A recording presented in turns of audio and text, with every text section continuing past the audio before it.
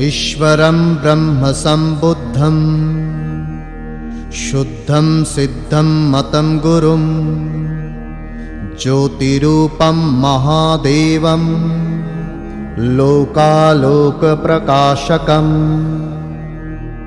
गतरागद्वेषमोहाः सर्वपापविवर्जिताः सर्वदा सर्वकालेषु ते भवन्ति जिनोत्तमाः।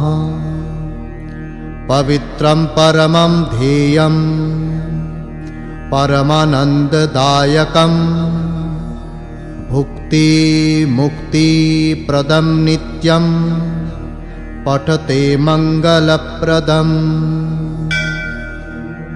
नमो अरिहन्ताणं नमो सिद्धाणं नमो आयर्याणं नमो वज्रायाणं नमो लोय सव्वसाहुणं ऐसो पंच नमुक्कारो सव्वपावपणासनो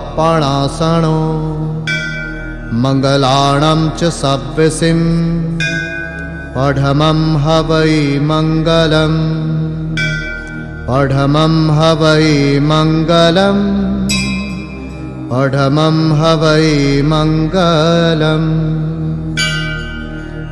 ओंकारं बिन्दुसंयुक्तं नित्यं ध्यायन्ति योगिनः कामदं मोक्षदं चैवम् ओंकाराय नमो नमः।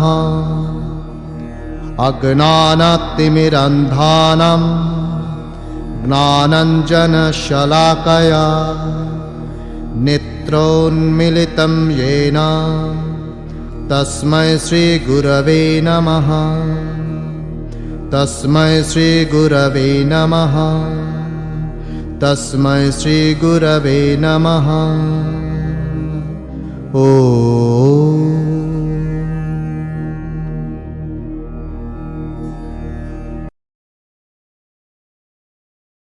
चंद्र सत्संग मंडल सांताक्रूज पार्ला अंधेरी द्वारा आयोजित परम कृपाळुदेव श्रीमद राजचंद्र जी देव द्वारा अवतरित आत्मसिद्धि शास्त्र ज्ञान पारायण यज्ञना सत्र क्रमांक 12 प्रवचन क्रमांक 7 ઉપર તારીખ 18/6/2007 રોજ જે સ્વાધ્યાય પરમ પૂજ્ય ગુરુજી શ્રી ભાનુ વિજયજી મહારાજ સાહેબ દ્વારા કરાયેલ તે સ્વાધ્યાયની સંક્ષિપ્ત નોંધ।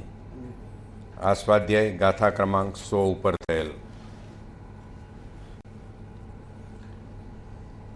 ગાથા આ મુજબ હતી। રાગ દ્વેષ અજ્ઞાન એ મુખ્ય કર્મની ગ્રંથ થાય નિવૃત્તિ જે હતી તેજ ધર્મનો પંથ। ધર્મ એટલે વસ્તુનો સ્વભાવ, તે એક જ હોય, તેમાં મતભેદ કે અલગ અલગ વાળા ન હોઈ શકે, કારણ કે ધર્મ શબ્દ પોતે જ પરિપૂર્ણ છે। ધર્મમાં રાગ દ્વેષ અને અજ્ઞાનની નિવૃત્તિ કરવાની છે અને આ નિવૃત્તિ કરવાની જે પ્રક્રિયા છે તેનું નામ જ સાધના અથવા ધર્મ। જેટલે અંશે રાગ દ્વેષ અને અજ્ઞાન નિવૃત્ત થાય તેટલે અંશે આપણો ધર્મ। ધર્મ સર્વ પ્રાણી માત્રનો જીવાત્માનો અબાધિત હક છે। સંભાવમાં રહેવું તે જ ધર્મ સાધના। આ ગાથાની અંદર પરમ કૃપાળુદેવ જ શબ્દ વાપરે છે। શબ્દ જ જ્યારે વ્યવહારમાં વપરાય છે ત્યારે સામાન્ય રીતે પોતાનો મતાગ્રહ, કદાગ્રહ, આગ્રહ, પૂર્વાગ્રહ તથા અહંકારની અભિવ્યક્તિ હોય છે। જ્યારે પરમ કૃપાળુદેવ આ શબ્દ અર્થાત જ શબ્દ જ્યારે વાપરે છે ગાથા ક્રમાંક 100માં, ત્યાં અનુભવ અથવા પ્રતીતિનું બળ તેમજ અભિવ્યક્તિ છે। નિવૃત્તિનો અર્થ શ્રેષ્ઠતમ પ્રવૃત્તિ। શ્રેષ્ઠતમ પ્રવૃત્તિ એટલે શુભાશુભથી પર રહેવું। શુભાશુભથી પર એટલે શુદ્ધમાં જ રહેવું। શુદ્ધમાં જ રહેવું એટલે સ્વભાવમાં જ સ્થિરતા, લીનતા કે રમણતા। સ્વભાવમાં જ રહેવું એટલે નિર્વિકલ્પ અવસ્થા। નિર્વિકલ્પ અવસ્થા એટલે શુદ્ધ ચેતનામાં ચેતનામાં જ સ્થિરતા અથવા શુદ્ધ ચેતનામાં જ ઠરવું. જેટલે અંશે રાગદ્વેષ છૂટા તેટલે અંશે આપણી નિવૃત્તિ થઈ કહેવાય. કર્મની ગાંઠ રાગ, દ્વેષ અને અજ્ઞાનના મિશ્રણથી બંધાય છે. તેનું બીજું નામ એટલે ગ્રંથિ. આ ગ્રંથિથી સંસાર વૃદ્ધિ થાય. કર્મગાંઠને આત્મા ઉપરનો મળ અથવા મલ કહેવાય. આ કર્મમળ જ્ઞાનરૂપી સાબુ, વૈરાગ્યરૂપી ધોકો તથા સમતા અથવા સંભાવરૂપી પાણીથી જ દૂર થાય. જ્ઞાનનું કાર્ય રાગદ્વેષનું ભાન કરાવવું, સ્વરૂપની યાદ અપાવવી. આ જ્ઞાન જ્યાં સુધી સમ્યક જ્ઞાન ન હોય અને સદ્ગુરુની આજ્ઞામાં સાધક ન હોય ત્યાં સુધી આવેલું જ્ઞાન લટકામાં અહંકાર લાવે. જ્ઞાનથી અર્થાત સમ્યક જ્ઞાનથી શું મળે? જ્ઞાનથી શાંતિ, પ્રેમ, અનાસક્તિ, અભયપણું, ઉદાસીનતા, ઉદારતા, મૈત્રીભાવ, દયા, પ્રમોદ, કારુણ્ય, માધ્યસ્થ ભાવ, સત્યતા, જીતેન્દ્રિયપણું, નિર્ભયતા, ત્યાગ, વૈરાગ્ય, સમતા, પ્રેમ, ક્ષમા અને મુમુક્ષુપણું આપણને પ્રાપ્ત થાય. અર્થાત સમ્યક જ્ઞાનથી જે વર્ણવ્યા હમણાં એવા ગુણો પ્રગટે અને પરિણમે. રાગદ્વેષ ઘટે અથવા ક્રમશઃ ઉપશમ થઈ ક્ષય પામે. ગ્રંથિ એટલે ગાંઠ. તેનું કામ જોડવાનું, બાંધવાનું. તે ગાંઠ સંસારમાં બંધન માટેના રો મટીરિયલ રાગ, દ્વેષ અને અજ્ઞાનમાંથી તૈયાર થતા રસાયણથી કર્મને આત્મા સાથે બાંધે છે. મુખ્ય કર્મનું નામ મોહનીય છે અને તેના બે ભાગ છે, દર્શન મોહનીય અને ચારિત્ર મોહનીય. દર્શન મોહનીય એટલે અજ્ઞાન અને ચારિત્ર મોહનીય એટલે રાગદ્વેષ. સમગ્ર જગતના સામ્રાજ્ય ઉપર અલંકારિક ભાષામાં પરમ પૂજ્ય ગુરુજી કહે છે, મોહ રાજા છે, માયા રાણી છે, રાગ એમનો પાટવી કુંવર છે, દ્વેષ ફટાયો છે, મમતા એની વાલી દીકરી છે, ક્રોધ, માન, માયા અને લોભ એના મંત્રીમંડળ છે અને અજ્ઞાન એનું મુખ્યમંત્રી છે. કર્મબંધ કે ગ્રંથિ કે ગાંઠના કારણમાં મોહનીય કર્મના ઉદયમાં જ્યારે આત્મા તન્મય કે તદાકાર થાય છે અને અજ્ઞાનથી ભાન ભૂલે છે, તેથી બંધાય છે. જો તન્મયપણે મોહનીયના ઉદય વખતે ન બંધાય તો કર્મની લિંક બનતી નથી. આવું ત્યારે જ બને જ્યારે તે સ્વરૂપમાં સ્થિર રહે. આવી વાત જગતના તમામ અર્થાત બધા જ જ્ઞાનીઓ કહે છે અને તેમની એક જ વાત છે, પરભાવનો કરતા તું નથી, સ્વરૂપમાં સ્થિર થા, વૃત્તિથી જુદો રહે અને નિવૃત્ત થા અર્થાત તારા સ્વરૂપમાં સ્થિર થા. આ બધું થવા માટે સત્શાસ્ત્ર, સત્સંગ અને જ્ઞાની પુરુષનું શરણ અનિવાર્ય છે. રાગ શબ્દની ખૂબ જ સુંદર અને માર્મિક વ્યાખ્યા પરમ પૂજ્ય ગુરુજીએ આપી આપણને. રાગ એટલે ખેંચાણ, પ્રલોભન, મજા, સુખ, લીનતા, પર પદાર્થ કે જળ વસ્તુ પ્રત્યેની આસક્તિ, તેમાં મમત્વ કે તેમાં મારાપણું. પર વસ્તુ પ્રત્યે ખેંચાવું, પર વસ્તુને મૂલ્ય આપવું, મહત્ત્વ આપવું, તેમજ તેની પ્રતિષ્ઠામાં રંગાવવું, તેનો જ રંગ લાગે અથવા રસ લાગે એટલે રાગ. આધ્યાત્મની જનની કે માતા અકેલી ઉદાસીનતા. ઉદાસીનતા એટલે ઉપર ઉઠતી વૃત્તિ. પદાર્થો, વસ્તુ, સંયોગો અને વ્યક્તિથી ઉપર ઉઠવું, તેમાં રાગ ન કરવો, તેનું નામ તે ઉદાસીનતા. આ રાગ જો જાય તો મૈત્રી અને પ્રેમભાવ આવે, આપણામાંથી દ્વેષ જાય. મૈત્રી એટલે જગતના તમામ જીવ સાથે નિર્વેર બુદ્ધિ. રાગમાંથી દ્વેષ ઉત્પન્ન થાય છે અને તેના પરિણામ સ્વરૂપ એક ઉદાહરણ આપે છે કે હાર, હાથી અને કુંડલથી મહાયુદ્ધ થયું. 1,80,00,000 લોકો હણાયા. કારણ રાગનું પરિણામ, અને રાગથી જ દ્વેષ થયો અને જેની વચ્ચે લડાઈ થઈ તે મહારાજા શ્રેણિકના પુત્રો હતા. પરસ્પર મૈત્રી ભાવમાં વચ્ચે પદાર્થ, વસ્તુ કે વ્યક્તિ પ્રત્યેનો રાગ આવે. રાગની પાછળ દ્વેષ અનિવાર્યપણે હોય જ. રાગ પદાર્થો કે વસ્તુ પ્રત્યેની આસક્તિ જડમાં વિશેષ કરાવે છે. દ્વેષ વ્યક્તિ પ્રત્યે પરિણામ સ્વરૂપ આપે છે. આ દ્વેષના 4 અનુચરો આપણે ઓળખવા રહ્યા. તે 4 અનુચરો છે ક્રોધ, માન, માયા અને લોભ. તેનું પારિભાષિક એક જ શબ્દમાં નામ આપવું હોય તો કસાય કહેવાય. અજ્ઞાન એટલે જેનાથી હું આત્મા છું અને પરિણામે હું કેવો છું, મારું મૂળ સ્વરૂપ કેવું છે એ ભૂલી જવાય તેવું જ્ઞાન, તે જ્ઞાનને અજ્ઞાન કહેવાય છે. સ્વભાવનો કરતા છું તેને બદલે પ્રભાવનો કરતા છું તેમ જાણે તે અજ્ઞાન. પ્રભાવનો કરતા મટી સ્વભાવ કે સ્વરૂપમાં સ્થિર થાય. રાગદેશ અને અજ્ઞાનની વૃત્તિ પૂર્ણ છોડી નિવૃત્ત થાય. શુભાશુભ કર્મ છોડી શુદ્ધ ભાવનો જ કરતા બને, તેનું નામ તે મોક્ષ. મોક્ષ શબ્દની વ્યાખ્યા ફરીવાર આપું. પ્રભાવનો કરતા મટી સ્વભાવ કે સ્વરૂપમાં સ્થિર થાય. રાગદેશ અને અજ્ઞાનની વૃત્તિ પૂર્ણપણે છૂટી અને નિવૃત્ત થાય. શુભાશુભ કર્મ પણ છૂટી જાય. ફક્ત શુદ્ધ ભાવનો જ કરતા બને, તેનું નામ તે મોક્ષ.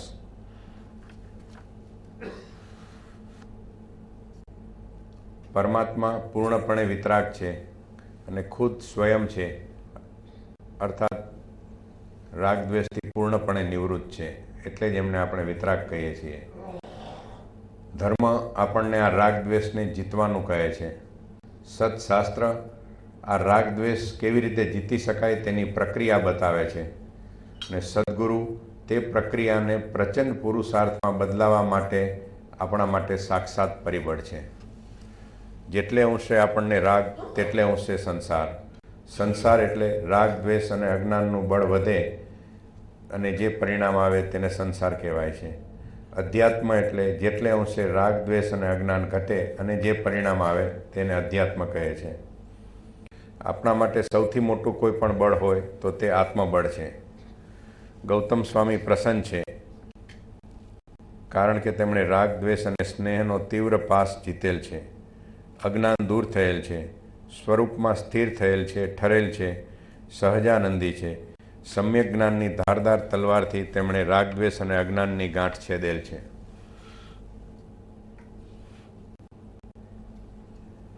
આ રાગ, દ્વેષ અને અજ્ઞાન એકબીજાને સહાયક થઈ આપણને નિવૃત્તિ લેવા દેતા નથી. જે માણસ શ્રમ કરે છે તેને શ્રમિક કહેવાય. જે માણસ રાગ અને દ્વેષને જીતવા માટે શ્રમ કરે છે તેને શ્રમણ કહેવાય. અને શ્રમણ તે કદી કસાયની રમત રમતો નથી. શ્રદ્ધા કે આત્મશ્રદ્ધા તેને વ્યવહાર સમ્યક દર્શન કહેવાય છે. અનુભવ અર્થાત પ્રતીતિ તેને નિશ્ચય સમ્યક દર્શન કહેવાય છે. આપણને રાગ, દ્વેષ અને અજ્ઞાન જીતવા માટેના પણ 3 સરસ સૂત્રો આપ્યા. રાગ જીતવા માટે ઉદાસીનતા હોવી જોઈએ. દ્વેષ જીતવા માટે મૈત્રી, પ્રેમભાવ કે નિર્વેર બુદ્ધિ હોવી જોઈએ. અને અજ્ઞાન વસ્તુના યથાર્થ સ્વરૂપને જાણવાથી આપણે જીતી શકીએ છીએ. રાગ અત્યંત મીઠો છે, સ્નેહાળ છે, વાલો છે, પ્રિય છે.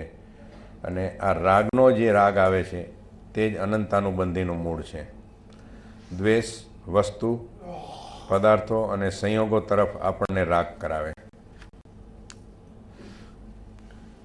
અંતમાં આપણને કહે છે નિવૃત્ત થવા માટે અને શ્રેષ્ઠ પ્રવૃત્તિ કરવા માટે શુભાશુભ બંનેથી નિવૃત્ત થઈ અર્થાત શુભાશુભ બંધ કરી શુદ્ધમાં જ ઠરવા માટે રાગ, દ્વેષ અને અજ્ઞાનથી આપણે વૃત્તિને વાળી સ્વમાં સ્થિર કરી અને સ્વરૂપમાં જ લીનતા કે રમણતા કરવી પડે. ગાથા ક્રમાંક 101 અહીંથી હવે શરૂ થાય છે. આપણને નાની વાત સંક્ષિપ્તમાં ગાથા ક્રમાંક 101ની કહે છે કે આ દ્રવ્યાનુયોગની ગાથા છે. આ ગાથાના અર્થમાં સાધના અંતરમાં થાય છે, આત્મામાં થાય છે. અને આ વાત દ્રવ્યાનુયોગની હોવાથી અત્યંત શુષ્ક છે, કઠિન છે, પણ હકીકત એ જ છે. જ્ઞાનીને આપણી કરુણા છે તેથી ગરજ શબ્દ વાપરે છે. ગુરુજી આપણને બધાને અંતમાં કહે છે કે સાગમટે મોક્ષમાં લઈ જવા આપણે સૌ જાનૈયા બની અને મોક્ષમાં જઈએ તેવા આશીર્વાદ આપ્યા અને આપણું સત્ર ક્રમાંક 12 ત્યાં પૂરું થયું.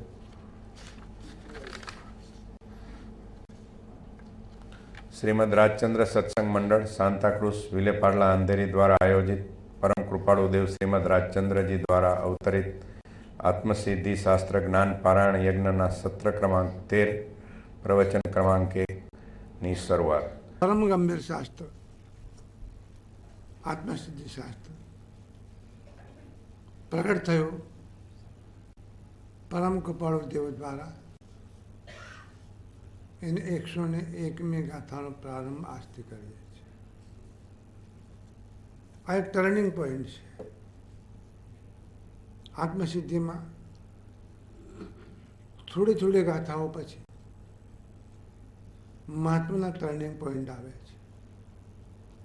અત્યાર સુધીમાં દાર્શનિક ચર્ચા થઈ, તત્વજ્ઞાનની ચર્ચા થઈ, પદાર્થ વિજ્ઞાનની ચર્ચા થઈ, આધ્યાત્મિક પદાર્થ વિજ્ઞાન એની ચર્ચા થઈ, આંતરિક તત્વો એની વાત કરે.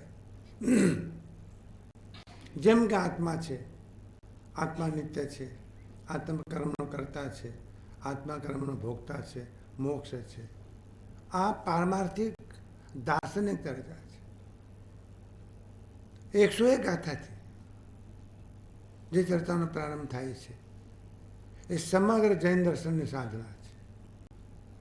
અને જૈન દર્શનના વિવિધ અંગોને સંકલિત કરીને એક જ કેન્દ્ર ઉપર સમગ્ર સાધનાને પ્રગટ કરવી એવું એક અલૌકિક કાર્ય આ બાકીની ગાથાઓમાં થયું છે. આ 42 ગાથાઓ 101 થી માંડીને 142 સુધી આ 42 ગાથાઓ અલગ અલગ દ્રષ્ટિકોણથી સાધક કેવી રીતે સાધના કરે, કયા કયા પ્રત્યાઘાતો આવે છે, કેવી કેવી ભ્રમણાઓ થાય છે, આટલું બધું સાંભળ્યા પછી પણ કેવી મિથ્યા માન્યતાઓ હોય છે, કેવા આગ્રહો હોય છે, કેવા કદાગરો હોય છે, અને સાધનની બાબતમાં કેટલા જુદા જુદા મતભેદો હોય છે. અને એ બધાના કારણે સાધક કેવો આત્માતો જાય છે.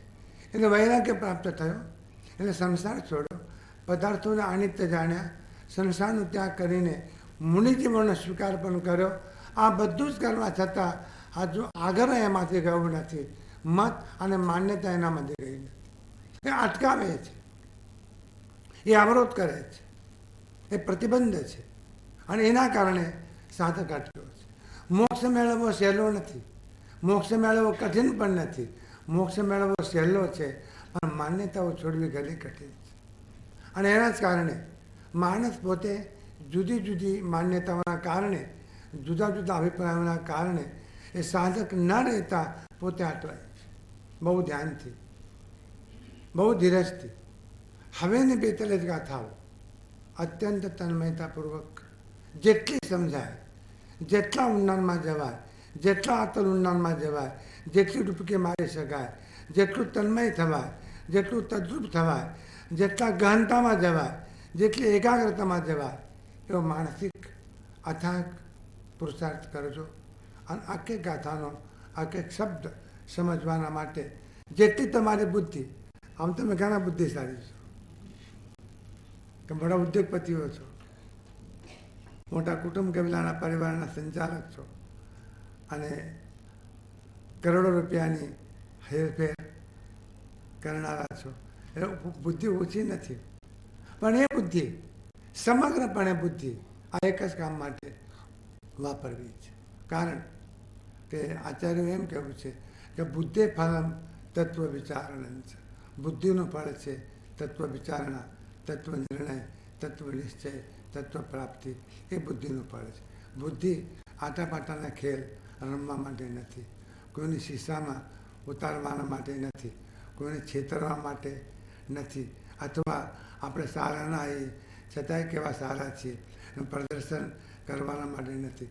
બુદ્ધિ તો ઘણા ખેલ કરે છે, અને જે દુઃખી થયા છે એ બુદ્ધિના ખેલના કારણે દુઃખી થયા છે. એ બુદ્ધિને વાળવી છે તત્વચિંતન તરફ, તત્વ વિચાર તરફ, તત્વ જ્ઞાન તરફ. તત્વ નિર્ણય તરફ, તત્વ અનુભૂતિ તરફ. બુદ્ધિ તો એમાં પણ જોઈશે.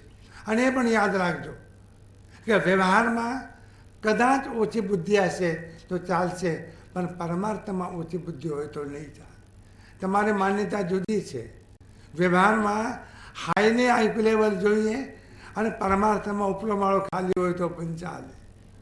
આ માન્યતામાંથી બહાર આવજો. ઉપલો માળો ખાલી નહીં ચાલે. તીવ્રતમ બુદ્ધિમત્તા જોઈશે. હરભદ્ર સૂર્ય મહારાજે કહ્યું કે સૂક્ષ્મ બુદ્ધિયા સદાગ્રહ્યો ધર્મ ધર્માર્થી બી નરે. જેને આધ્યાત્મિક સાધના કરવી છે, પારમાર્થિક સાધના કરવી છે, એને તત્વને, પરમાર્થને સ્થૂળ બુદ્ધિથી નહીં, પ્રચલિત બુદ્ધિથી નહીં, જાડી બુદ્ધિથી નહીં, પણ સૂક્ષ્મ બુદ્ધિથી એને તત્વને જાણવું પડશે. બુદ્ધિને સૂક્ષ્મ કરવી પડશે. જેમ ઝીણામાં ઝીણી વસ્તુ પકડવી જો હોય તો ત્યાં મોટો 700 કામમાં ના આવે, ત્યાં મોટું 700 કામમાં ના આવે. ઝીણામાં ઝીણી વસ્તુ પકડવી જો હોય તો ઝીણું સાધન જોઈએ. જગતમાં ઝીણામાં ઝીણો તો આત્મા છે, એથી ઝીણો કોઈ પણ નથી. એને પકડવાના માટે તો સૂક્ષ્મ બુદ્ધિ જોઈએ. સ્થૂળ બુદ્ધિ કામમાં ના આવે.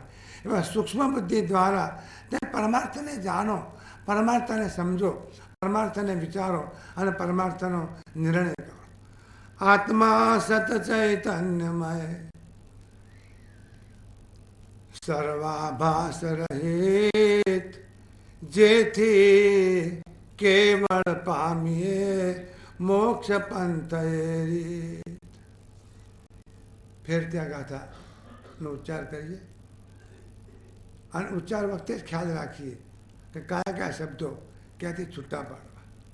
આત્મા સત ચૈતન્યમય સર્વાભાસ રહિત. આટલા ભાગ પડે. આત્મા સત ચૈતન્યમય સર્વાભાસ રહિત, જેથી જેથી કેવળ પામીએ, જેથી કેવળ પામીએ મોક્ષ પંથ.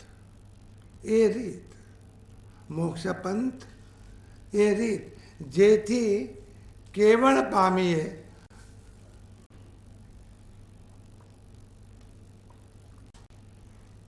મોક્ષ પંથ એ રીત. જૈન દર્શનના સાર રૂપ, જૈન દર્શનના નિચોડ રૂપ આ એક ગાથા છે. આના પર આખું જૈન દર્શન ઊભું છે. હજારો શાસ્ત્રોનો વિસ્તાર આ ગાથાના કારણે થયો છે. એટલે આ ગાથામાં હજારો શાસ્ત્રો સમાયા છે અને આ ગાથામાંથી હજારો શાસ્ત્રો પ્રગટ પણ થયા છે. અને જૈન શાસન આ ગાથા પર ઊભું છે. મોક્ષની વાત, કોનો મોક્ષ થાય એની વાત, કેવી રીતે થાય એની વાત, શું કરવું પડે એની વાત. 4 બાબતો. વાત મોક્ષની છે, પણ મોક્ષ થાય કોનો? શરીરનો, બાહ્ય પદાર્થોનો, જગતનો. કેવી રીતે થાય, શું કરવાથી થાય અને એના માટે શું કરવું પડે. આ 4 મુદ્દાઓ સમગ્ર જૈન દર્શનના પાયામાં આ 4 મુદ્દાઓ છે. અને સાધારણની વાત જ્યારે કરીએ છીએ ત્યારે આત્મા વિશે જે ભ્રમણાઓ છે એની વાત પણ આ ઠેકાણે પરમ કૃપાળુદેવ કરે છે. એક શબ્દ આપ્યો છે સર્વાભાસ. સર્વ પ્રકારના જે આભાસો છે એનાથી રહિત, સ્થૂળ પણ આભાસો અને પર્યાર્થિક નહીંથી આત્મામાં વર્તમાન અવસ્થામાં જે કંઈ દેખાય છે એ પણ આભાસ, એ બધા આભાસોથી રહિત. એટલે ભ્રમણાઓથી પણ આત્મા જુદો પાડવો પડશે. અને પર્યાર્થિક નહીંથી આત્મામાં વર્તમાનમાં જે વિભાવ દેખાય છે, વિકારો દેખાય છે, રાગદ્વેષ દેખાય છે, કસાવ દેખાય છે અથવા વિપરીત ભાવો દેખાય છે, એ દેખાતા હોવા છતાં, અંદર હાજર હોવા છતાં, અંદર થતા હોવા છતાં, આત્મામાં ઘટતા હોવા છતાં, આત્મામાં પેદા થતા હોવા છતાં અને આત્માના ક્ષેત્રો પર આ ફૂલતા અને ફાલતા હોવા છતાં એ બધાથી આત્મા જુદો છે. એની હાજરીમાં આત્મા જુદો છે. સમજવા પ્રયત્ન કરજો. જે વખતે રાગ છે, અંદર દેખાય છે રાગ છે, આસક્તિ છે, રાગનો ભાવ છે, રાગની તીવ્રતા છે, રાગનો વિકાર ઉઠ્યો છે, રાગનો વિભાવ છે. જ્ઞાની પુરુષ કહે છે જે વખતે રાગ દેખાય તે વખતે રાગથી જુદો આત્મા પણ છે. તો રાગને જોવે છે, પણ રાગથી જુદો જે આત્મા છે એને ક્યાં જોતો નથી. રાગ છે, જે વખતે રાગ છે, રાગની હાજરીમાં રાગથી જુદા આત્માને જોવો એ દર્શનની કળા છે. રાગ હોય, રાગની હાજરીમાં રાગથી જુદો આત્મા છે. જ્યાં સુધીમાં રાગથી જુદો આત્મા રાગની હાજરીમાં તમે નહીં જોઈ શકો ત્યાં સુધીમાં રાગથી આત્માને જુદો પાડી નહીં શકો. જુદો જે પાડવો છે એ આત્માને પાડવો નથી. જુદો જે પાડવો છે એ જ્ઞાનને પાડવો નથી. જુદો જે પાડવો છે એ રાગથી પાડવો છે. રાગ જુદો જો ન હોય તો રાગને જુદો પાડી શકાય નહીં. સોના પર કામ જ્યારે કરે છે ત્યારે સોનું બચાવી લે છે, પણ સોનામાં જે ભળ્યું છે એને કાઢી નાખવાનું છે. એના માટે તેજાબ છે, એના માટે અગ્નિ છે, એના માટે પ્રયોગો છે. બધી જ મથામણ સોનામાં જે ભળ્યું છે એને કાઢવાના માટે છે. પણ જે વખતે સોનામાં અન્ય દ્રવ્યો ભળેલા હોય તે વખતે પણ સોનું અને અન્ય દ્રવ્ય એ બંનેને જુદા જોવે. એ જુદા જોતું હશે તો જુદા પાડી શકાય. અને શાસ્ત્રો એમ કહે છે કે જુદા છે જ અને છતાં અનંતકાલથી સાથે છે. અનંતકાલથી સાથે છે પણ જુદા રહ્યા છે. અને બે શબ્દો સમજી લેવા જેવા છે. એક શબ્દ છે સ્વભાવ અને એક શબ્દ છે વિભાવ. વિભાવનો બીજો અર્થ સંસ્કાર. સ્વભાવ ત્રણેય કાળ છે.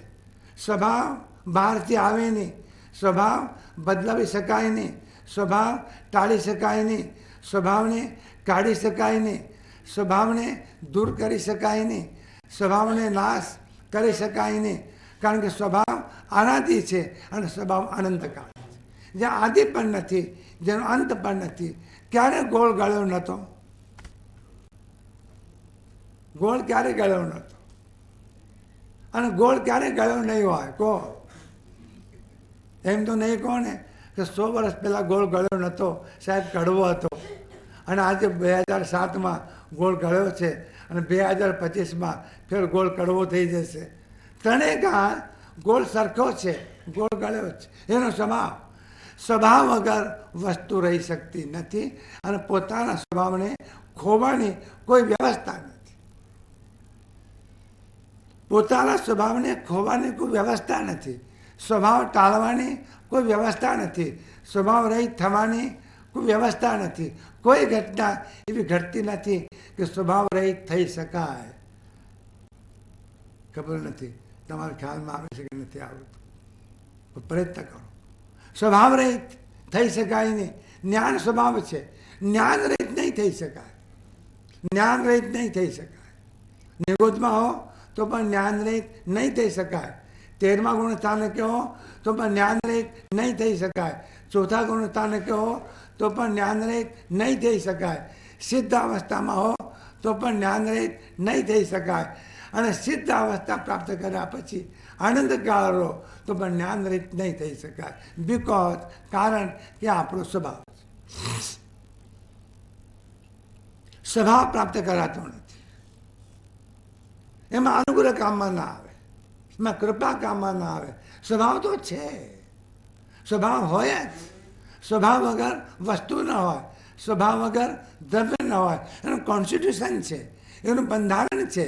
પ્રત્યેક પદાર્થ પોતાનો સ્વભાવ લઈને ટકે છે અને સ્વભાવ લઈને જીવે છે. આનંદકાળથી સ્વભાવ છે, અનંતકાળ સ્વભાવ રહેવાનો છે. પણ સ્વભાવની સાથે આજે સંસ્કાર પણ છે. ક્રોધ એ સંસ્કાર છે, રાગ એ સંસ્કાર છે, દ્વેષ એ સંસ્કાર છે, અહંકાર એ સંસ્કાર છે, હિંસા એ સંસ્કાર છે, વાસના એ સંસ્કાર છે, કામ વાસના એ સંસ્કાર છે, અહંકાર એ સંસ્કાર છે. સંસ્કાર અનાદિકાળના છે, અનંતકાળ ટકે એમ નથી. છે અનાદિકાળથી. પણ અનંતકાળ રહે એમ નથી. છે અનાદિકાળથી, પણ અનંતકાળ રહી શકે તેમ નથી. જ્યાં સુધીમાં તમારી કૃપા હશે ત્યાં સુધી રહેશે. તમે એમ કહેશો કે રહો, મહેમાન જવા તૈયાર થાય અને થેલી હાથમાં લે તો લોકો ના પાડે, સાહેબ નહીં જઈ શકાય. અને મહેમાન બહુ આગ્રહ કરે, થેલી પડાવી લે. અને થેલી પડાવી લે એટલે મહેમાનમાં માણસાઈ જો હોય તો એમ થાય કે 2 દિવસ હવે રહેવું પડે. મહેમાનને તમે રોક્યા છે, મહેમાન જવા તૈયાર છે. સંસ્કારને તમે રોક્યા છે, સંસ્કાર જવા તૈયાર છે. રાગને તમે રોક્યો છે, રાગ જવા તૈયાર છે. દ્વેષને તમે રોક્યો છે, દ્વેષ જવા તૈયાર છે. ક્રોધને તમે રોક્યો છે, ક્રોધ જવા તૈયાર છે.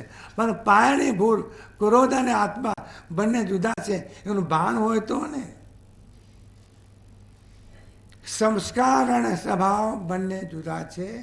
સંસ્કાર અનંતકાળથી સાથે છે, પણ એના માટે એક નિયમ કે અનંતકાળ રહી શકે તેમ નથી. કેમ રહ્યા? તમે રાખ્યા માટે રહ્યા. ક્યાં સુધી રહેશે? તમે રાખશો ત્યાં સુધી રહેશે. એમ પૂછશો નહીં કે આ રાગ શે દૂર થાય, એમ પૂછશો નહીં. તમારા રાગને રાખવો હોય ત્યાં સુધી રાખી શકશો, અને જે દિવસે કાઢવો હોય એ દિવસે તમે કાઢી શકશો. અને સાહેબ, તમે મનમાં નક્કી કર્યું હોય કે આ પાડોશીને અહીંથી કાઢવો છે તો કાઢી જ છૂટકો, એને પાછળ પડો. કાઢ્યા વગર તમે રહેતા નથી. રાગને કાઢ્યા વગર તમે રહી શકવાના નથી. કારણ કે રાગ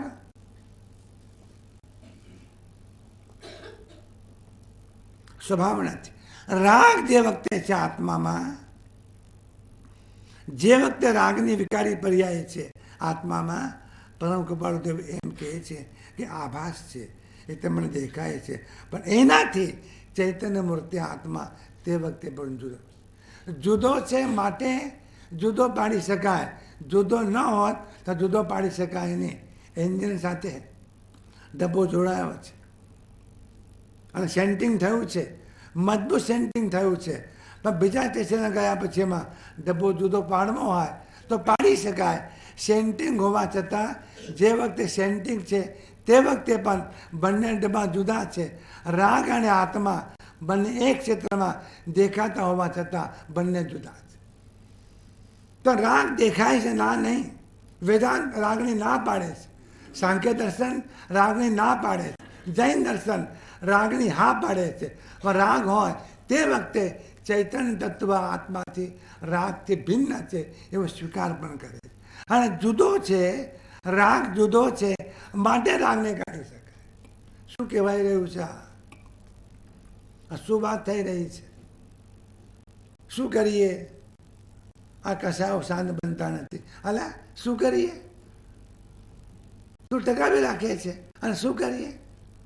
ક્યાંક તારામાં ગડબડ છે, ક્યાંક ગડબડ છે, ક્યાંક અંદર મીઠાશ છે, ક્યાંક અંદર મીઠાશ છે. એટલા માટે આચાર્યો કહે છે રાગ જેટલો ભૂંડો છે એના કરતાં વધારે ભૂંડો રાગની મીઠાશ છે. રાગનો રસ છે એ ભૂંડો છે. રાગ તો જશે, રાગનો રસ તૂટશે ત્યારે રાગ જશે, નહીં તો રાગ જશે નહીં. તો એમ કેવું છે કે આત્મા વિશે જે કેટલીક ભ્રમણાઓ છે આવશે ક્રમે ક્રમે. ઘણા કહે છે ને અમને જ્યોતિ દેખાય છે, લાલ રંગ દેખાય છે, પીળો રંગ દેખાય છે, ગોળ ગોળ ચક્કર દેખાય છે, ફરતું ફરતું દેખાય છે. બાપા, જે દેખાતું હોય એ કરું, બધું આત્મા નથી. એ આત્મા નથી. આત્મામાં આ બધું હોય નહીં. એ આકાર છે અને આત્મા નિરાકાર છે. એ રૂપ છે, આત્મા અરૂપી છે. એ આકૃતિવાળો છે, આત્મા આકૃતિ વગરનો છે. એમાં રૂપરંગ નથી, આકાર નથી, દેખાવ નથી. એ ભિન્ન આત્મા. આ તો આત્મા નથી. શ્વાસ પણ આત્મા નથી, દેખાય છે પણ આત્મા નથી. પણ સાથે સાથે જે આત્મામાં રાગ દેખાય છે, વિકાર દેખાય છે, વિભાવ દેખાય છે, એ પણ આત્મા નથી. એટલે શાસ્ત્રીય પરિભાષામાં વર્તમાન આત્મદ્રવ્યમાં દ્રવ્ય દ્રષ્ટિને બાજુ રાખીને પર્યાર્થિક નહીંથી જોતા આત્મામાં સમયમાં જે વિકારો દેખાય છે એની બાદ બાકી કરીને આત્માને જોવો એ આત્માને જોવાની કળા છે. સમ્યક દ્રષ્ટિ આવા આત્માને જોવે. સમ્યક દ્રષ્ટિ જે આત્માને જોવે છે એ આવા અદ્ભુત આત્માને જોવે છે. અને માટે જૈન દર્શને બે દ્રષ્ટિઓ આપી છે, એક દ્રવ્ય દ્રષ્ટિ અને એક પર્યાય દ્રષ્ટિ. તમે વસ્તુ તરફ કઈ દ્રષ્ટિથી જુઓ છો એ મહત્વનું છે. બીજી વાત કે મોક્ષની ઘટના બહાર ઘટતી નથી. મોક્ષની ઘટના બહાર ઘટતી નથી, શરીરમાં ઘટતી નથી, સ્થળ કાળમાં ઘટતી નથી. મોક્ષની ઘટના એ સમગ્રપણે આંતરિક ઘટના. દેહને દેહમાં રહો અને સાધના થાય અને એ વખતે દેહનો ઉપયોગ તમે કરો એની વાત જુદી છે. પણ મોક્ષની જે ઘટના છે એ જે ઘટે છે એ આંતરિક ઘટના છે અને એ અંદર ઘટે છે. એનું પ્રધાન દ્રવ્ય આત્મા છે, મુખ્ય દ્રવ્ય આત્મા છે, એનું ઉપાદાન આત્મા છે અને ઉપાદાન કારણ પણ આત્મા છે. મોક્ષ પણ આત્માનો થાય છે, મૂળ ઘટક દ્રવ્ય પણ આત્મા છે, મોક્ષ પણ આત્માનો થાય છે, ઘટક દ્રવ્ય પણ આત્મા છે, ઉપાદાન પણ આત્મા છે, ઉપાદાન કારણ પણ આત્મા છે. આ બધી સામગ્રી ભીતર અંદર છે, બહાર ક્યાંય પણ નથી. જરૂર સદગુરુ આજ્ઞા જીને દશા નિમિત્ત કારણમાં આગળ વાત આપશે. સદગુરુ આજ્ઞા જીને દશા નિમિત્ત કારણમાં આ બંને જોઈ છે પણ બહાર ઉભા છે. એ બંને બહાર ઉભા છે. ઘટતા જે ઘટે છે એ તો અંદર ઘટે છે. એટલે મોક્ષનો મૂળભૂત આધાર કંઈ પણ જો હોય તો એનો અર્થ એવો પણ થાય છે કે મોક્ષ માટે બહાર કશું કરવાનું રહેતું નથી. જરા તટસ્થપણે વાતને સમજજો. આનો અર્થ એવું ન કરશો આવતીકાલથી મંદિરમાં જવાનું બંધ કરી દે, આત્મચિત્રો પાઠ બંધ કરી દે, એવો અર્થ ન કરશો. એવું નથી કહેતા. પણ ઘટના જે ઘટે છે એ બહાર કરવાની નથી. મોક્ષ માટે બહાર કરવાનું નથી. જે કરવાનું છે એ આત્મામાં કરવાનું. આ પ્રધાનપણે વાત સમજો તો મોટી ભ્રમણામાંથી મુક્ત થઈ શકાય છે. આનંદગંજ મહારાજે એમને સાદી ભાષામાં કહ્યું કે દોડત દોડત દોડત દોડીયો જેતી મનની રે દોડ જિનેશ્વર પ્રેમ પ્રતીત વિચારો ઢોકળી ગુરુગમ લેજો રે જોડ જિનેશ્વર ધર્મ જિનેશ્વર ગાવો રંગ. સમજાય છે? આ અદ્ભુત ગાથા આપી. દોડત દોડત દોડત દોડ્યો. હું દોડ્યો, જેટલું દોડાય એટલું દોડ્યો, મનથી દોડ્યો. મનમાં જે વિચારો ઉઠ્યા એમ દોડ્યો. મને કહ્યું ચલો કાશી, કાશી ગયા. મને કહ્યું ચલો સમિત શિખર ગયા. મને કહ્યું ચલો ઈડર, ઈડર ગયા. મને કહ્યું ચલો દરિયા કાંઠે ગયા. મને કહ્યું ચલો जंगल में गए. मैंने को चलो गुफा में गए. मैंने को बन जाओ नग्न बन गए. मैंने को था दिगंबर हो गए. लेकिन भीतर कुछ हुआ नहीं. બહાર દોડ્યા. આ બધું બહાર છે. ઘટના બહાર બનતી નથી, ઘટના અંદર ઘટે છે. અને માટે શાસ્ત્રોએ એમ કહું કે ઘટના જે ઘટે છે એ આત્મામાં ઘટે છે. કાર્યક્ષેત્ર આત્મા છે, કાર્યક્ષેત્ર આત્મા છે. મોક્ષનું કાર્ય એનું ક્ષેત્ર આત્મા પોતે. ધીરજથી વાત ખ્યાલમાં લેજો. ઘણી શંકાઓ થશે. આ 42 ગાથાઓને જ્યારે શરૂઆત કરીશું ત્યારે ઘણી શંકાઓ થશે. શંકા ભલે થાય, માન્યતા નહીં. તમે એમ ન કહેશો કે અમે તો આ પ્રમાણે માનીએ છીએ. તમે માનો એટલે શું થઈ ગયું? તમે કોણ કે તમે માનો છો? તમે સર્વજ્ઞ છો? સર્વજ્ઞ કોઈ દિવસ કહ્યું નથી કે અમે માનીએ છીએ. સર્વજ્ઞ કોઈ દિવસ કહ્યું નથી તો એક વેતુ પણ ચડ્યો. અમે માનીએ છીએ.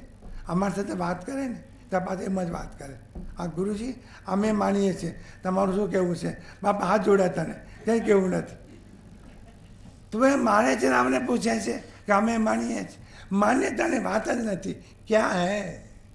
અવસ્થા શું છે, ભીતર શું છે, વ્યવસ્થા શું છે, પરિસ્થિતિ શું છે, ઘટના શું છે અને અંદરના બનાવ કેવા છે.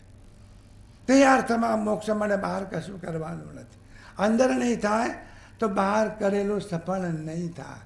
એ અર્થમાં યમ નિયમ સંયમ આપક્યો પુણ્ય ત્યાગ અથાગ વિરાગ લયો વહ સાધન બાર. તમે જ્યારે બોલો તો ઊંઘમાં બોલો છો કશું? વહ સાધન બાર. આ જેવો તો ફટકો છે.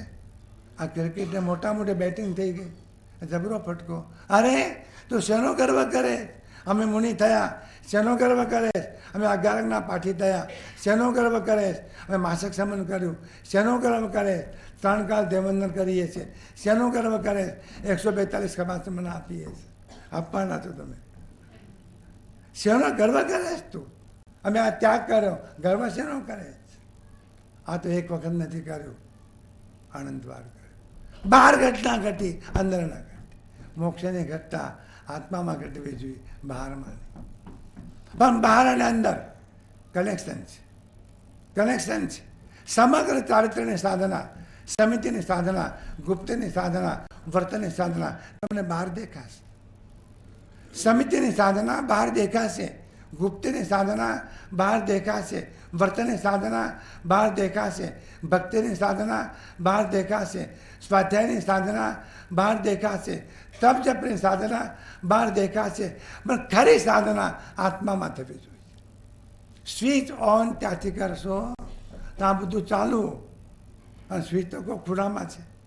આ બધું દેખાય ને, જાગ જવા, આ એર કન્ડિશન, આ લાઉડસ્પીકર, આ લાઇટો, આ પ્રચંડ લાઇટો અને સેંકડો લાઇટો, આટલી નાનકડી સ્વિચ એ બંધ કરો, બધું બંધ. અલા કર્યું શું? આટલું હલાવ્યું. જે કંઈ છે એમાં છે. આ સ્વિચ આત્મામાં છે. એ સ્વિચ બંધ કરશો તો મોક્ષ, અને સ્વિચ ઉગાડશો તો સંસારની શરૂઆત. એ તરફ નજર નથી ગઈ, અને મોક્ષની ઘટના બહાર ઘટતી નથી. એ સમગ્રપણે આંતરિક ઘટના છે. અને માટે જે કંઈ પણ કરવું છે એ અંદરમાં કરવું છે. વારંવાર સ્પષ્ટ કહીએ છીએ કે જૈન દર્શને 2 નયનો સ્વીકાર કર્યો, નિશ્ચય અને વ્યવહાર. 2 કારણોનો સ્વીકાર કર્યો, ઉપાદાન અને કારણ. 2 નયનો સ્વીકાર કર્યો, જ્ઞાન અને ક્રિયા. 2 વાતનો સ્વીકાર કર્યો. શાસ્ત્રીય પરિભાષામાં જ્ઞ પરિજ્ઞા અને પ્રત્યાખ્યાન પરિજ્ઞા.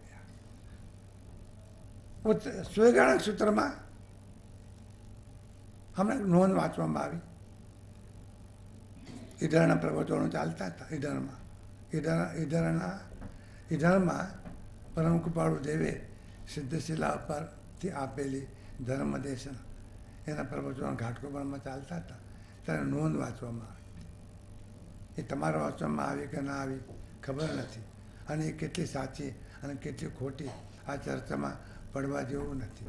પણ એમ વાંચવામાં આવ્યું કે આ સુવેગડાંગ સૂત્ર, જેની ગાથા હું હમણાં કહેવાનો છું, એ સુવેગડાંગ સૂત્ર એના 2 વિભાગ છે. પ્રથમ શ્રુતસ્કંદ અને દ્વિતીય શ્રુતસ્કંદ, અને એમાં સેંકડો હજારો શ્લોકો છે. એ સુવેગડાંગ સૂત્ર પરમ કૃપાળુ દેવે 2000 વખત વાંચ્યું. કાન સરવા રાખીને સાંભળજો, તમારે બહુ જરૂર નથી. 2000 વખત વાંચ્યું. 14 વર્ષની ઉંમર થતા તો કેટલાય આગમો દ્રષ્ટિ નીકળી ગયા. વારંવાર વાંચ્યા. એમ કહેવાય છે કે ભગવતી સૂત્ર, જેમાં 36,000 પ્રશ્નો પૂછ્યા છે. ગૌતમ સ્વામીજીએ પૂછ્યા, સ્કંદકે પૂછ્યા, જમ્મુ સ્વામીએ પૂછ્યા, સુધર્મા સ્વામીએ પૂછ્યા, ઉદાલક એને પણ પૂછ્યા, પેઢાલ મંત્રીએ પણ પૂછ્યા. 36,000 પ્રશ્નો. એ ભગવતી સૂત્ર 36 વખત વાંચવામાં આવે. આને સ્વાધ્યાય કહેવાય. આને સ્વાધ્યાય કહેવાય. શાસ્ત્રની કેટલી જરૂર છે એમ કહેવાય. અને છતાં હોય પૂર્વ ભણેલા નવ પણ જીવને જાણ્યો નહીં, તો સર્વતે આ જ્ઞાન ભાગ્યું સાક્ષી છે આગમય. આ ફટકો બરબાર. બંને નયનો સાથે રાખવા એ અદ્ભુત કળા છે. કહેશો ને ઘણા 15 માણસો હોય એમને હાચવવા મોટી કળા છે. હવે 15 તો હાચવાશે, પણ બે નયને હાચવવા, નિશ્ચયને, વ્યવહારને, દ્રવ્યાર્થિકને, પરાર્થિકને, ઉપાદાન, નિમિત્ત, જ્ઞાન, ક્રિયા, દ્રવ્ય, ભાવ બંનેને સાથે રાખવા. જૈન દર્શન એમ કહે છે મુખ્ય ગૌણ હોઈ શકે પણ નિષેધ હોઈ ન શકે. સુવર્ગડાંગ સૂત્રની પહેલી ગાથા બુદ્ધિ જતી તી ઉઠતી જા બંધનમ પરિજાનિયા કિમા બંધનમ વીરો કિંવા જાનમ તી ઉઠ્ઠઈ. આના પર સુવર્ગડાંગ સૂત્ર છે. સુધર્મા સ્વામી પૂછે છે, સુધર્મા સ્વામીને જમ્મુ સ્વામી પૂછે છે કે પ્રભુ ભગવાન મહાવીરે શું કહ્યું? જમ્મુ સ્વામીજી સુધર્મા સ્વામીજીને પૂછે છે કે શ્રમણ ભગવાન મહાવીરે શું કહ્યું? અને સુધર્મા સ્વામીજી કહે છે કે ભગવાને 2 શબ્દો કહ્યા, બુચી જતી તે ઉઠતી જા, બોધ પામો અને તોડો. બોધ પામો અને તોડો. કે સમજાયું? બોધ પામો અને તોડો, બુદ્ધિ જતી તે ઉઠતી જા. ન સમજાયું પ્રભુ? સમજાયું નહીં યાર, સ્પષ્ટ ન થયું, ચિત્ર સ્પષ્ટ ન થયું. સુધર્મા સ્વામીજી કહે છે કે બંધનમ પરિજાણ્યા, એ પણ જાણો કેવી રીતે બંધન થાય છે, ગૂંચવાડો કેવી રીતે થાય છે, પ્રશ્નો કેવી રીતે ઊભા થાય છે, આત્મા કેવી રીતે બંધાય છે, કેવી રીતે બંધાય છે, શું કરવાથી બંધાય છે, કઈ પ્રક્રિયાથી બંધાય છે, કઈ રીતે બંધાય છે. બંધનમ પરિજાણ્યા. તો ત્રીજી વાત પૂછી, કેમાં બંધનમ વીરો? ભગવાન મહાવીરે બંધન કોને કહ્યું? ભગવાન મહાવીરે બંધન કોને કહ્યું? અને ચોથી વાત, શું જાણવાથી આ બંધન તૂટે? જાણવું પડશે ને કે બંધાયો તો છે પણ તૂટશે કેવી રીતે? તો આ બંધનની અને કર્મ સંબંધની, સંયોગોની અને વિભાવની તમામ ઘટના આત્મામાં ઘટે છે. આ બધી જ ઘટનાઓનું સ્થાન જરા ભીતર જોજો, અંદર જોજો, અંદર જ્ઞાન પણ દેખાશે, અંદર જ્ઞાન પણ દેખાશે, સાથે સાથે ક્રોધની પર્યાય પણ દેખાશે, અંદર વૈરાગ્યની ઝલક પણ દેખાશે અને સાથે સાથે રાગની પર્યાય પણ દેખાશે. જે વખતે રાગની પર્યાય દેખાય તે વખતે બળ વાપરીને આ રાગથી ચૈતન્ય જુદું છે એવો ભાવ આપવો એ સાધના છે. અને એવી સાધના એ મોક્ષનો પંથ છે. આત્મા સત ચૈતન્યમય સર્વા ભાષ રહિત, જેથી કેવળ પામીએ મોક્ષ પંથ એ રીત વિવેચન. અંબાલાલભાઈનું શબ્દો ખ્યાલમાં લેજો. સત એટલે ત્રણેય કાળ, કોઈ પણ જાતના કારણ વગર અને કોઈની પણ સહાય વગર અને કોઈ પણ જાતના નિમિત્ત વગર અને કોઈ પણ જાતના બાહ્ય પરિબળો વગર જેનું હોવાપણું છે આને કહેવાય છે સત. ત્રણેય કાળ, પાસ્ટ, પ્રેઝન્ટ અને ફ્યુચર, ત્રણેય કાળમાં જે છે એને હોવા માટે કોઈની જરૂર નથી. તમે ટેકો આપશો તમારે સરકાર ટકશે. એટલે ડાબલું એમ કે અમે ટેકો નહીં આપીએ અને પછી એમ કે તમે ટેકો નહીં આપો તો ચાલશે, અમારું ગાડું એંડશે. પછી બહાન આવ્યું કે ના ના ગાડું નહીં એંડે, પગે પડો. સરકાર ટકાવી હોય તો ત્રિકાળ સત, સત એને કહેવાય. ત્રણેય કાળ કોઈના ટેકા વગર જે છે એને કહેવાય છે સત. અને આ વિનાશી છે, એનો વિનાશ નથી. એ સત જે છે એ ચૈતન્યમય છે. તો આત્મા સત એટલે અવિનાશી અને ચૈતન્યમય અને સર્વભાવને પ્રકાશવા રૂપ સ્વભાવમય. સર્વભાવને પ્રકાશવા રૂપ સ્વભાવમય. ત્રીજી વખત બોલું છું, સર્વભાવને પ્રકાશ સ્વરૂપ સ્વભાવમય, અન્ય સર્વ વિભાવ અને દેહાદિ સંયોગના આભાસથી રહિત એવો કેવળ, એટલે શુદ્ધ આત્મા પામીએ તેમ પ્રવર્તાય તે મોક્ષ માર્ગ છે. આનાથી બધું ખુલાસો ક્યાંય નથી થયો, ક્યાંય નથી થયો, કોઈ આગમમાં નથી થયો. અને આનાથી વધારે ખુલાસાની જરૂર પણ નથી. પહેલી વાત, પરમ કૃપાળુ દેવ બોલે કે આત્મા, એમ કહેવાય છે કે આત્મા બોલ્યા પછી બીજો શબ્દ બોલવાની જરૂર નથી. શાસ્ત્રોમાં એક જ ઘૂંટ્યો છે આત્મા. 14 પૂર્વમાં 45 આગમોમાં એક જ ઘૂંટ્યો છે આત્મા. આત્મા બોલ્યા પછી બીજું બોલવાની જરૂર નથી. જ્ઞાની મૌન થઈ જાય છે. આત્મા આ શાસ્ત્રોનો પ્રતિપાદ્ય છે, આ શાસ્ત્રોનો નિશ્ચંદ છે, આ શાસ્ત્રોનો અર્ક છે, આ શાસ્ત્રોની નિચોડ છે. મેં શિષ્ય કહે છે, પ્રભુ કે અજવાળું ન થયું, ખબર ન પડી કે તમે કહેવા શું માગો છો અને તમે શું કહ્યું. એટલે બીજો શબ્દ બોલવો પડ્યો, સત. અરે શિષ્ય, આ ત્રણેય કાળ જે રહે છે એની વાત અમે કરીએ છીએ. ત્રણેય કાળમાં જે રહે છે એની વાત અમે કરીએ છીએ. અવિનાશી છે એની વાત અમે કરીએ છીએ. કંઈ ભાન ન થયું, હજુ અજવાળું ન થયું. પછી કે ચૈતન્યમય. આ શબ્દો પરાણે બોલવા પડે છે. જ્ઞાની શબ્દોની બહુ કરકસર કરે છે. તમે જો રૂપિયાની કરકસર કરો છો એમ જ્ઞાની શબ્દોની કરકસર કરે છે. આત્મા શબ્દ બોલ્યા અને કામ પતી જતું હોય તો આગળ બીજો શબ્દ બોલવાની જરૂર નહીં.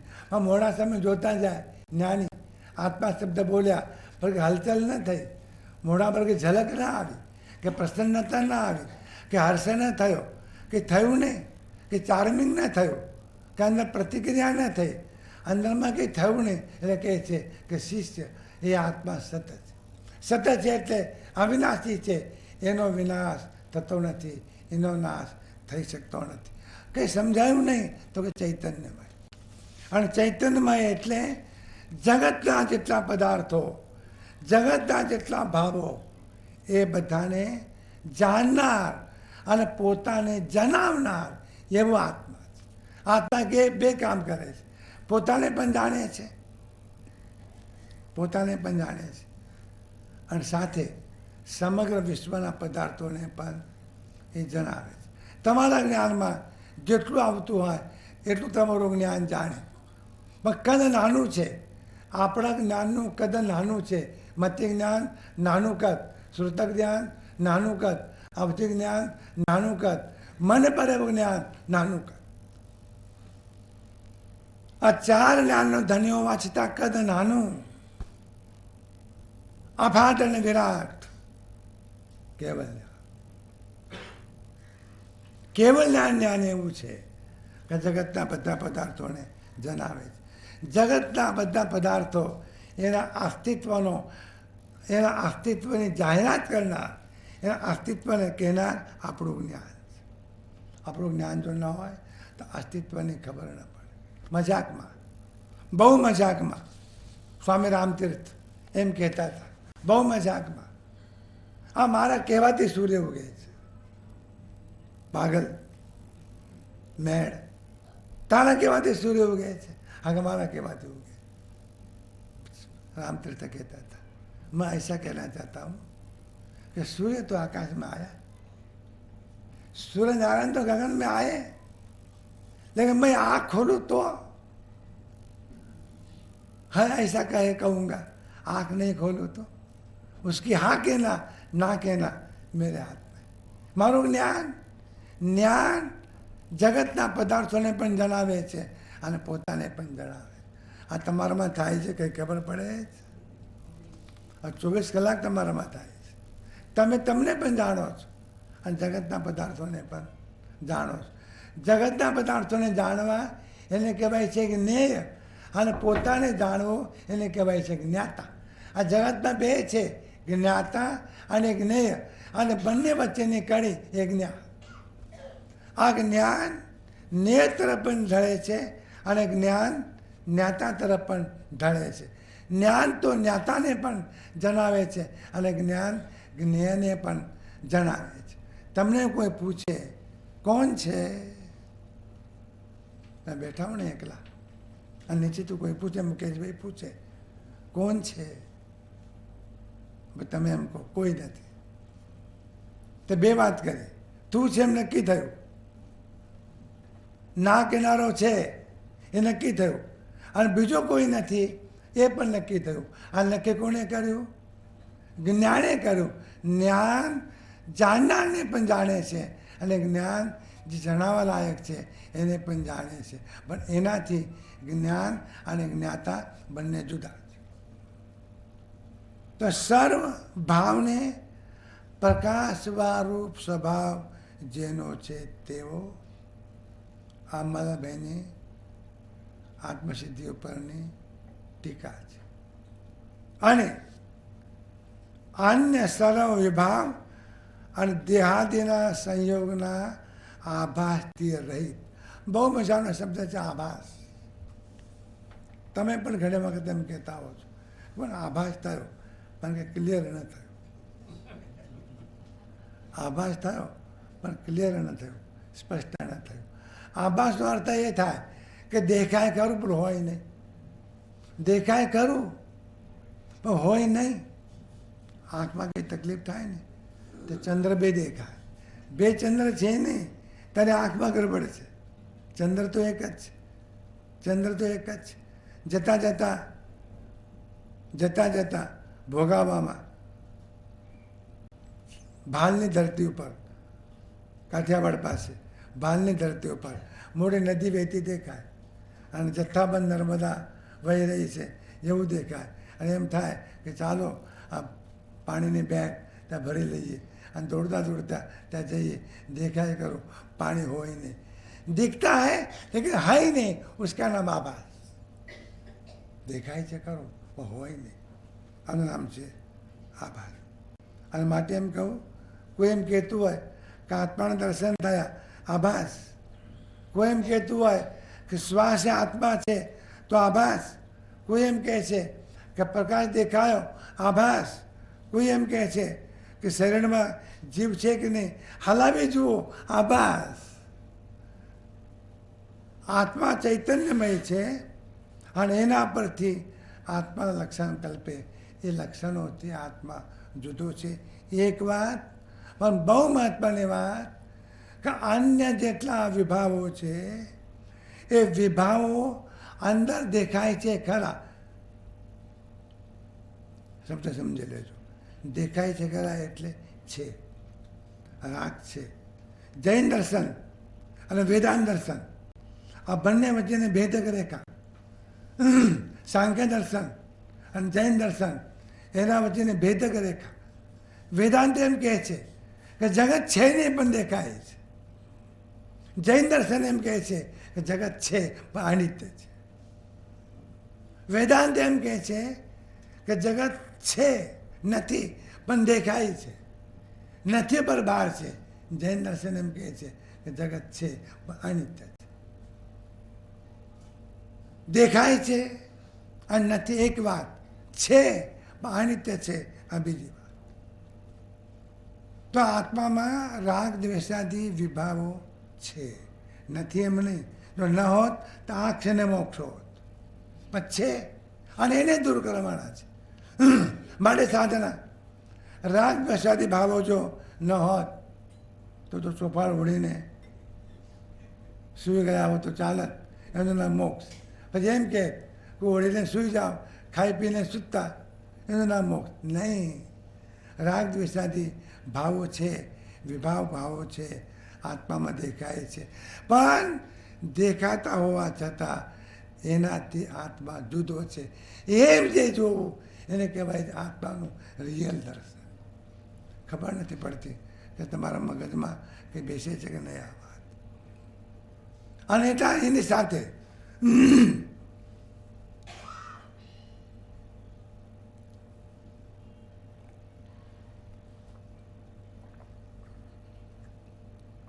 આ જેટલા સંયોગો દેખાય છે આ જીવનમાં જે કંઈ દેખાય છે જેટલા સંયોગ, ટ્રેનમાં બેઠા અને જોડે આળવિત્રો પાત્ર આવી ગયું, આળવિત્રો પાત્ર સમજી લેજો, માથું ખાઈ જાય એવું, લોહી પી જાય એવું. અને પછી આપણે પાડોશમાં કોઈ માણસને કહીએ આ તો લોહી પી ગયો, ઓલો કહે છે કેટલો ટાઈમ, 2 સ્ટેશન આવશે પછી તારે ઉતરી જવાનું છે. તે શુક્રાટો આંકડો થાય. આ સંયોગ છે, આ સંયોગ છે. આ તારી જિંદગીમાં જડાયેલો નથી. પણ તમને એમ થાય આ તો ટ્રેનની વાત કરો છો, પણ ઘરવાળી કે ઘરવાળો હોય તો જડાયેલા ખરા ને, એ પણ જિંદગીમાં જડાયેલા નહીં, એ પણ સંયોગ, એ પણ છૂટવા. એ સંયોગોથી પણ ભિન્ન, દેહ આદિકના જે સંયોગો છે એનાથી પણ ભિન્ન. જૈન દર્શનની ભાષાનું ગૌરવ ઊંચું છે.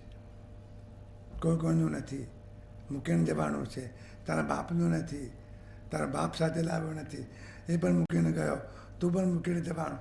આ ભાષા ગમતી નથી જ્ઞાનીઓને. જ્ઞાની તો એમ કહે છે કે ભાઈ દેહાદિક જે સંયોગો છે એ છે, દેખાય છે, પણ એનાથી આત્મા જુદો છે. એ સંયોગ તારા નથી, એનાથી આત્મા જુદો છે. સર્વાભાસ રહિત એ સંયોગોથી પણ આત્મા રહિત છે. વિભાવ ભાવોથી રહિત. વિભાવ ભાવ એ ક્લિયર આત્મા પર થતી ઘટના, અને દેહાદિક સંયોગ આત્માથી છેટી પણ બહારમાં બનતી ઘટના. દેહ આત્માથી છેટો છે, દેહ આત્માથી છેટો છે, આડેલો નથી. દેહમાં આત્મા છે પણ આત્માથી દેહ છેટો છે.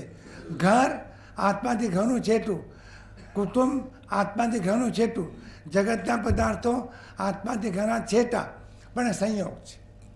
અને સંયોગ 2 પ્રકારે, હકીકતમાં સંયોગ અને આસક્તિથી સંયોગ. અત્યારે અહીં બેઠા છો ને, તમારો ફ્લેટ ક્યાં તમારી સાથે છે? છે મારો ફ્લેટ, એ લઈને આવ્યા છો, એની ટ્રુ કોપી,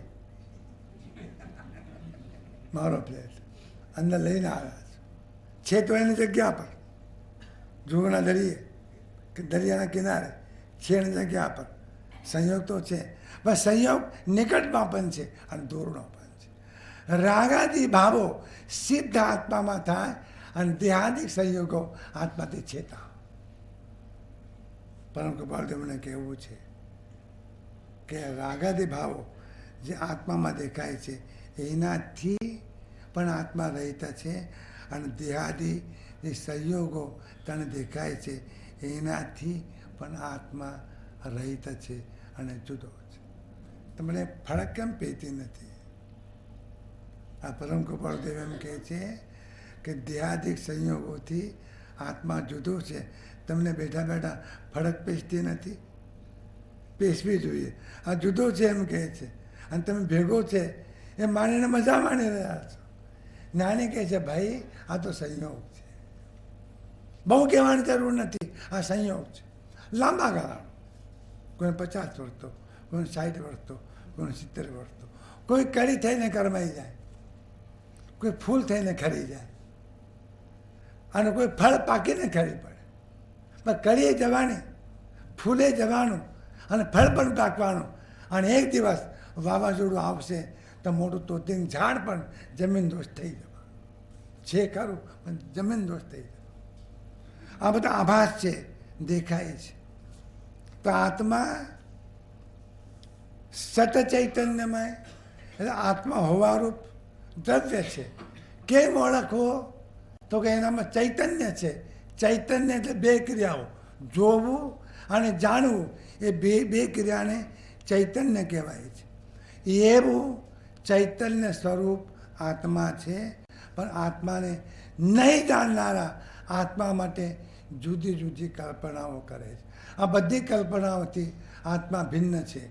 કહ્યું ને કે પ્રકાશ દેખાય છે, પ્રકાશથી આત્મા ભિન્ન. લાલ રંગ દેખાય છે, એનાથી આત્મા ભિન્ન.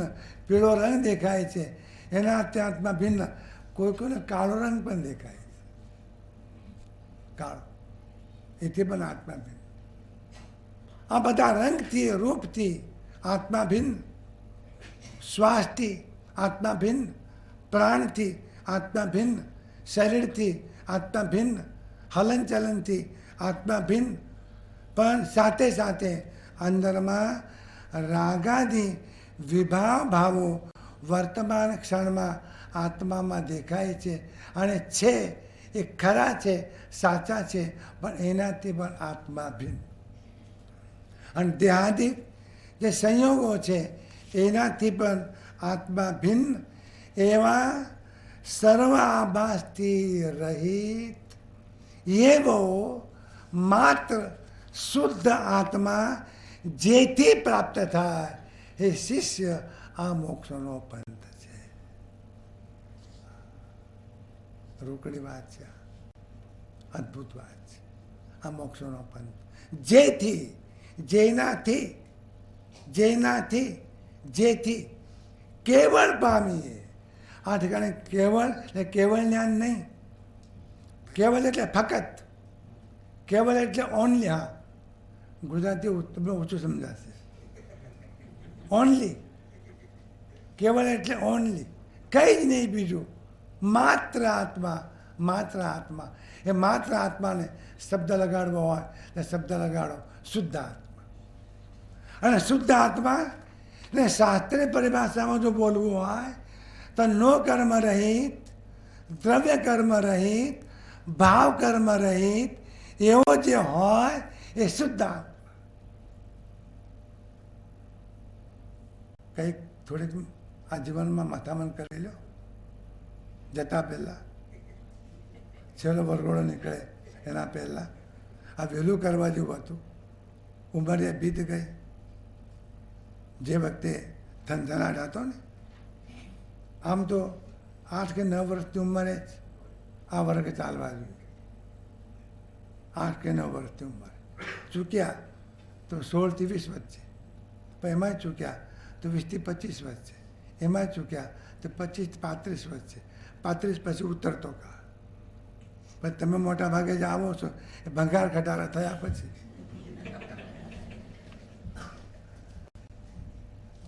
વેગ કેવી રીતે આવશે, ગતિ કેવી રીતે આવશે, નક્કી કરી લો. મરતા પહેલાં નક્કી કરી લો. અને એ આ નક્કી કરી લો કે ચૈતન્ય તત્વ કેવું છે એ નક્કી કરી લો. અને એટલા માટે એમ કહું કે દેખાય છે, વૈભાવિક ભાવો આત્મામાં દેખાય છે ને છે. આ છે એ જૈન દર્શનની કહેવાની હિંમત છે. આ કોઈ દર્શન હિંમત નથી કરી. હું આ પુનરાવર્તિત કરીને કહું છું, જૈન દર્શનની ખૂબી છે. એમને એમ પણ કહ્યું કે રોગ પણ છે, આ રોગની દવા પણ છે. ભૂલ પણ છે, ભૂલ સુધારી પણ શકાય છે. રાગાદી ભાવો પણ છે અને દૂર કરી પણ શકાય છે. રાગાદી ભાવો નથી એમ કહેવાથી દૂર નહીં થાય. વેદાંતને એમ કહીએ છીએ, તમે ના પાડો છો કે બ્રહ્મમાં રાગાદી ભાવો નથી એમ કહેવાથી રાગાદી ભાવો દૂર નહીં થાય. છે એનો સ્વીકાર કરો, પણ હોવા છતાં એનાથી આત્મા ભિન્ન છે. આ પણ તમે જાણો. જેથી, જેનાથી કેવળ કંઈ પણ નહીં, કશું વળગાડે નહીં, કશું વળગેલું નહીં. નો કર્મ એટલે શરીર. નો કર્મ શબ્દ છે શરીર. કર્મ નહીં પણ કર્મનું કારણ. કર્મ નહીં પણ કર્મનું કારણ. આ કર્મની બધી ઘટનાઓ શરીર હોય તો થાય, શરીર દ્વારા થાય, શરીરમાં થાય, પણ નો કર્મ. ભાવ કર્મ કરવાના પરિણામે આત્મા સાથે જે કર્મનો સંબંધ થાય એને કહેવાય દ્રવ્ય કર્મ. અને દ્રવ્ય કર્મને કોલ આપણા અંદરના રાગાદી ભાવો એને કહેવાય છે ભાવ કર્મ. હે શિષ્ય, તું નો કર્મથી પણ ભિન્ન છો, દ્રવ્ય કર્મથી પણ ભિન્ન છો અને ભાવ કર્મથી પણ ભિન્ન છો. કેવળ એવો શુદ્ધ આત્મા પામીએ. પામવાનું ક્યાં છે? શબ્દ છે પામીએ, પણ પામવાનું ક્યાં છે? કે સમજાય શું કહેવા માગું છું? એ સ્ટેશને ગયા પછી ખબર પડે. સ્ટેશને ગયા પછી ખબર પડે કે બેગ તો ઘરે રહી ગઈ. દોડો પાછા. બેગ ઘરે ભૂલી શકાય, આત્માને મૂકીને ક્યાંય જઈ શકાય નહીં. તો છે, પ્રાપ્ત છે, પ્રાપ્ત રહે પામવાનો છે. જૈન દર્શન અદ્ભુત વાત છે. મેળવવાનો નથી, કોઈ પાસે માગવાનો નથી, કોઈને ગીરવે મૂક્યો નથી, કોઈ લોકરમાં મૂક્યો નથી, કોઈ બેંકમાં મૂક્યો નથી, કે ટ્રસ્ટીઓને વહીવટ કરવા આપ્યો નથી આત્માનો. તો સાહેબ સગીરભાઈ થાય, બાપુ સગીરભાઈ થાય પછી મિલકત તને વાપરવા મળશે. તો 18 વર્ષનો થાય, 6 કરોડ રૂપિયા, પણ 14 વર્ષની ઉંમરનો છે ને. એટલે ટ્રસ્ટીઓને કહે છે, સાહેબ 100 રૂપિયા આપો. શું કરવા તારે 100 રૂપિયા? હિસાબ આપ. અલા પૈસા એના, તું ટ્રસ્ટી હિસાબ એની પાસે માગે. ઓલો કહે છે મને 18 વર્ષ તો થવા દો, પછી તમારે ખેર રહેવા નહીં દો. ભાઈ એને તો પામવાનું છે. એ ટ્રસ્ટી પાસે ગયો છે. આત્મા ક્યાંય ગયો નથી. આત્માને પામવાનું નથી. આત્મા ઇન પ્રેઝન્ટ હાજર છે. કોણ એ વાત કરશે? આ જૈન દર્શનની ઉદ્ઘોષણા છે. આત્મા છે, એને પામવાનો. પામવાનો છે એટલે જાણવાનો છે. જાણવાનો છે એટલે એનો મેલ દૂર કરવાનો છે. નો કર્મ દૂર થાય, દ્રવ્ય કર્મ દૂર થાય, ભાવ કર્મ દૂર થાય. અને આ દૂર કરવા માટે બહાર મહેનત કરવાની નથી, અંદરમાં સ્વિચ ઓફ કરી દો. ભાવ કર્મ એ સ્વિચ છે. જો ચેતન, ભીખ વગર બોલો, જો ચેતન કરતું નથી. આ જૈન દર્શનની અદ્ભુત ઘોષણા છે. શું તો કર્મની વાત કરે છે. કૈસે દેત કર્મન કુદોષ, ઈશ્વરને મહારાજે કહ્યું. તો કર્મનો દોષ કેવી રીતે આપે છે? જો ચેતન કરતું નથી, ચેતન જો ન કરે તો કર્મ થાય નહીં. જેથી, જેનાથી, જે કરવાથી, જે સિસ્ટમથી, જે પ્રક્રિયાથી કેવળ શુદ્ધ આત્મા. હમણાં શુદ્ધ આત્મા જોઈએ છે. લગડી સોનાની છે, ગટરમાં પડી છે. ધોઈ ના બાપા, પહેરવી તો છે, ધોઈ ના. ધોવાની મહેનત કરવી પડશે. એમ ન કહેશો કે ના ના ભ્રમ છે, ગટર ભ્રમ છે, અને ગટરમાં સોનાની લગડી પડી છે, મેલી થઈ છે, એ ભ્રમ છે. ભ્રમ નહીં, તથ્ય છે. પણ ગટરમાં પડેલી સોનાની લગડીને ધોઈ શકાય છે, એ સત્ય છે. લગડી મેલી પણ થઈ છે અને ધોઈ શકાય એમ પણ છે. એને ધોઈને જેથી કેવળ પામીએ. કેવળ એટલે ઓનલી, માત્ર. કેવો આત્મા? શુદ્ધ આત્મા. એ પામીએ એ મોક્ષનો પંથ. આડાવાળા ફાફા મારશું નહીં, આડાવાળા ફાફાને મારશું. ત્યાં 50 જણને પૂછશો, હે મહારાજ મોક્ષનો માર્ગ શું છે ત્યારે? અને કહેનાર 1000 લાફડા ગાલ છે માથામાં, 1000 લાફડા. ઊંધો રહે, ઊભો રહે, આડો રહે, આંખો મીચીને બેસે, આડો પણ પ્રાણાયામ કરે, કપાલભાતી કરે, ભસ્ત્રિકા કરે. ભસ્ત્રિકા બહાર, પ્રાણાયામ બહાર, કપાલભાતી બહાર. આ બધું બહાર, માય કંઈ નહીં. ઠીક છે, પેટ તારું નાનું થાય, વજન જરા ઓછું થાય, બહાર ઓછો પહેરવો પડે. હવે મોક્ષને શું લેવા દેવા છે? શુદ્ધ આત્માને શું લેવા દેવા છે?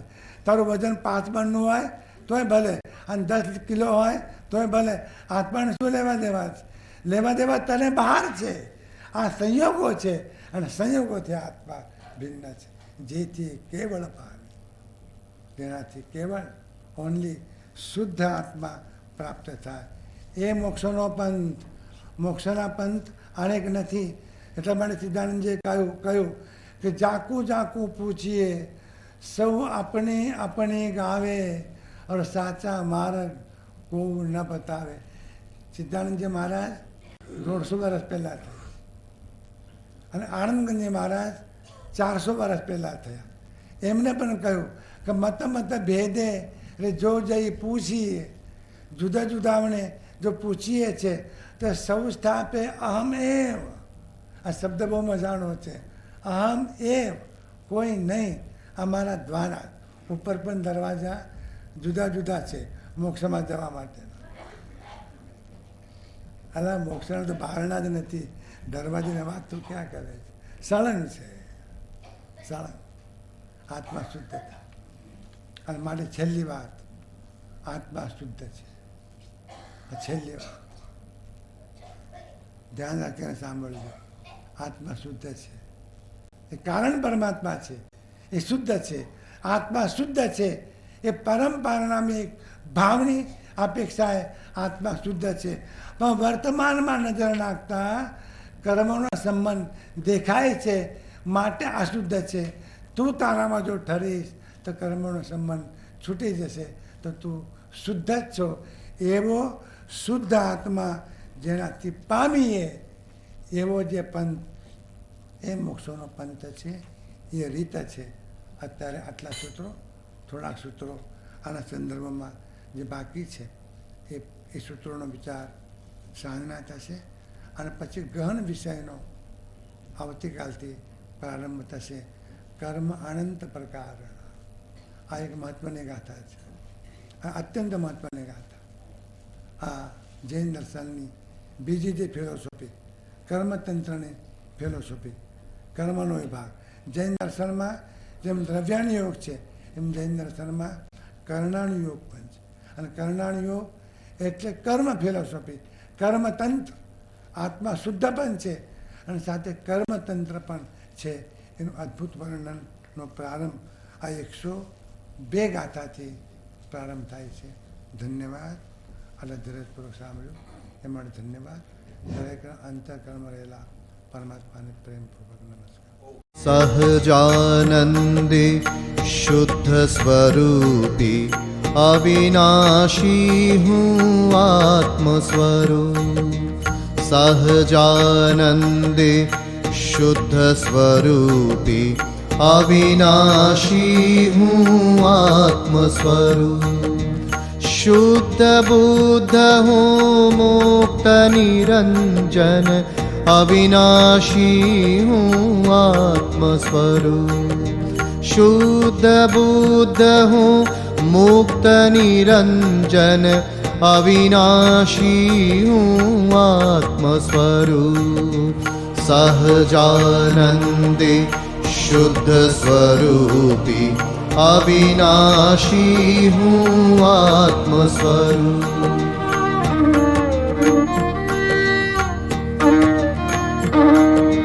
સોહમ સોહમ સોહમ સોહમ અવિનાશી હું આત્મ સ્વરૂપ. સોહમ સોહમ સોહમ સોહમ અવિનાશી હું આત્મ સ્વરૂપ. શુદ્ધ બુદ્ધ હું મુક્ત નિરંજન અવિનાશી હું આત્મ સ્વરૂપ. શુદ્ધ બુદ્ધ હું મુક્ત નિરંજન અવિનાશી હું આત્મ સ્વરૂપ. સહજાનંદે શુદ્ધ સ્વરૂપી અવિનાશી હું આત્મ સ્વરૂપ. અવિનાશી હું આત્મ સ્વરૂપ. અવિનાશી હું આત્મ સ્વરૂપ. ઓમ બ્રહ્મ શાંતિ. ઓમ વિશ્વ શાંતિ. ઓમ આત્મ શાંતિ. ઓમ શાંતિ શાંતિ શાંતિ. ઓમ